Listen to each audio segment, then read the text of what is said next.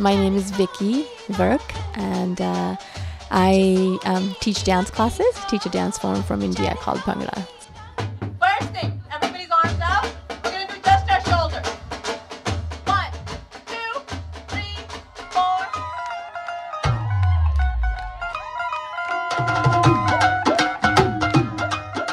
4. Bhangra is it's a harvest dance. It's from North India. It's also a folk dance.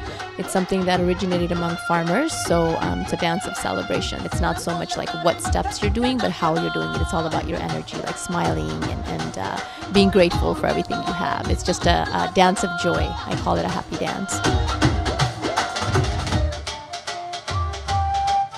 I just grew up watching it and always loving it, but I never in a million years would have thought that I would actually teach it or perform it or end up making it my life's work. When we came here, went to college, went to grad school and all of that stuff. I went to law school. I might not have been able to do that back home. That's one of the reasons that my parents moved. It's you know, education is such a huge part of so many immigrant families that come out because they want to provide better opportunities for their kids. It's not that it's not available there. It is. It's just much harder. I'm very grateful that I ended up, you know, moving here and I was able to call this my home. It's just such a long story how dancing came out of it, but it was just like you know, like I was at a very, very low point where I had a law degree. I could have done anything I wanted, but there was just a part of me that just was not happy. And I think at that time I started focusing and visualizing and, you know, affirming and really like just started to seek out things that will help me sort of guide towards whatever I needed to do. And dancing just like it was like a flash of light just like came.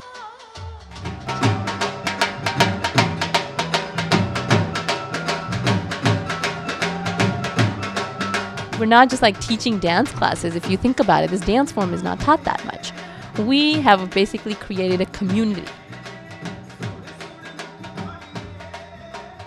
I'm sure if I was, you know, growing up in India, I can't say for 100%, but I'm pretty sure, you know, I would have been married and had kids by now.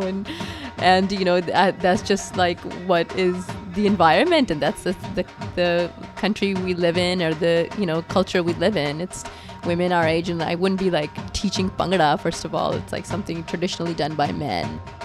If you live in this country, even if you completely choose to ignore anything about this country and stay in you're not just Indian or, you know, Hispanic or whatever. Like you are American, you live here. So definitely you are a blend.